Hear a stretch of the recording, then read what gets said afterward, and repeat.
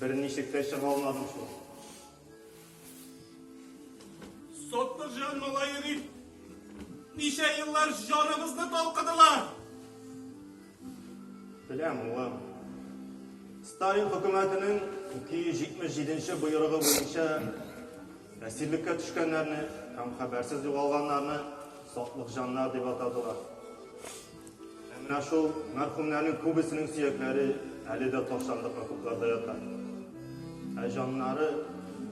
Жаннары дұға ишете алмай, урын таба алмай қаңғыра бері.